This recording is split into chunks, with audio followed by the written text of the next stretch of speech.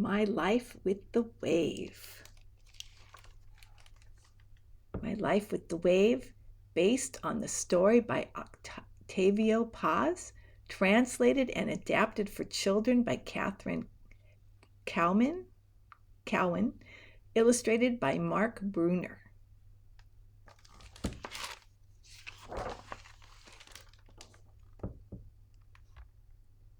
My first trip to the seashore, I fell in love with the waves.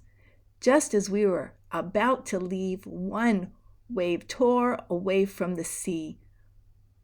When the others tried to stop her by clutching out her floating skirt, she caught my hand and we raced away together across the wrinkled sand.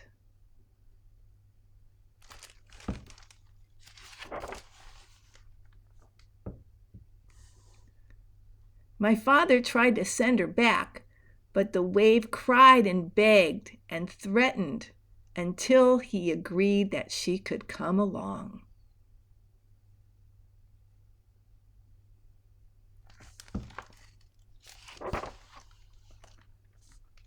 The next morning, we went to the station and boarded the train. The wave was tall and fair and full of light. She was bound to attract attention. If there was a rule forbidding waves from traveling by train, the conductor might throw her off. So, cup by small cup, when no one was looking, I emptied the water cooler and she hid herself inside it. When we arrived home, the wave rushed into our house.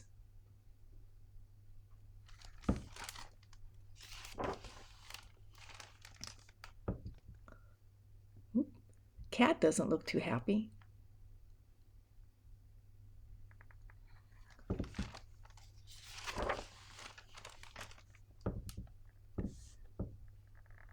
Before she had been one wave, now she was many.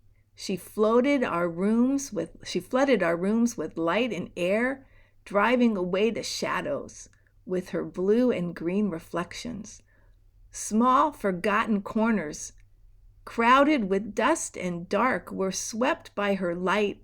The whole house shone with her laughter.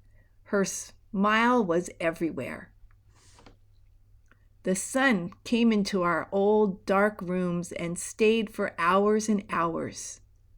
It loved dancing with the wave, and me so much. It loved dancing with the wave and me so much when sometimes it forgot to leave. More than once it crept out through my window as the stars watched in amazement.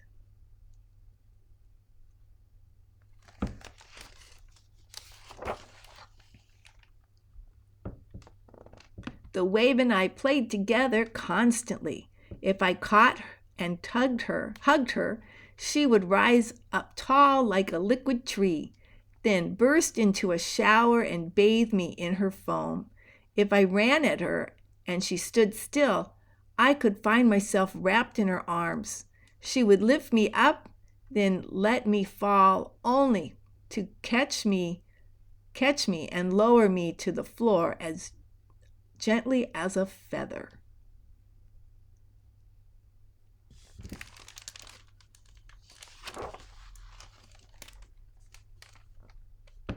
At night we lay side by side, whispering secrets with smiles and smothered laughter.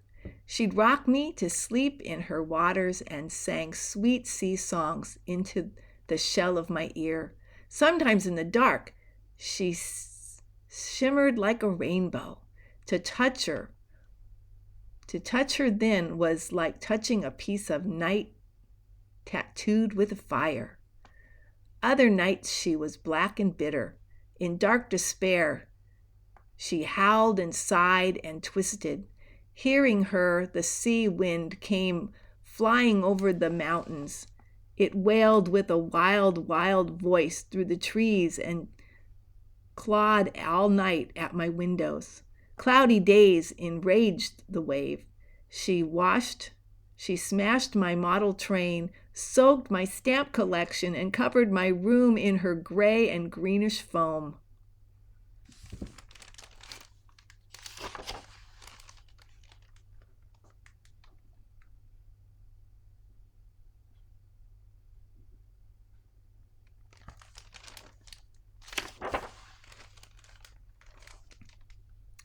She was pulled by the moon, the sun, and the stars.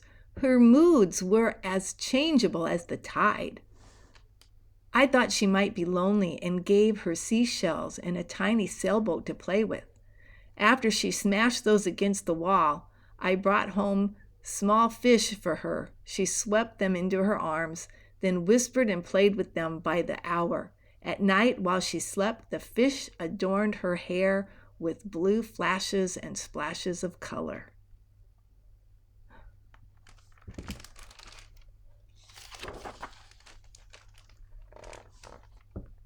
Finally, I grew angry. Now the wave spent all her time playing with the fish and never played with me. I tried to catch them, but they darted like ghosts between my fingers while the wave poured over me in foaming laughter. With the coming of winter, the sky turned gray and the city shivered, drenched in a frozen rain. The wave had nightmares. She dreamed strange dreams of the icy regions of the poles, of turning to ice and sailing away to where the nights go on for years. She curled herself into a corner and howled through long, long days and longer nights. She filled the house with phantoms and called up monsters from the deep.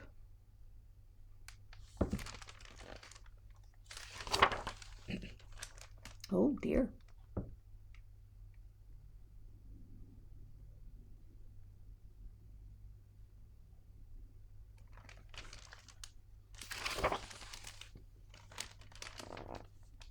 My father said she would have to go. Our poor mother was nearly crazy. Since I could never catch the wave, she packed and went away for a time, leaving her behind in the cold.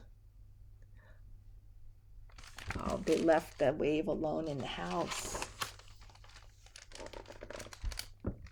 When we returned, we found the wave frozen, a beautiful statue of ice. Though it broke my heart, I helped my father wrap her in a quilt, and we carried her back to the sea.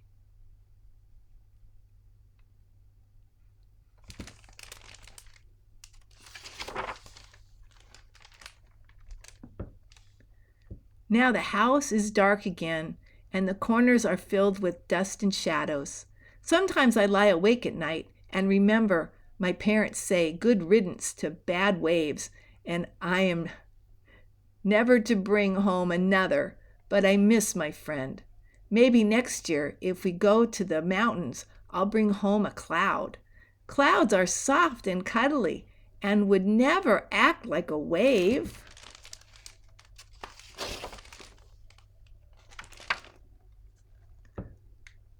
Maybe.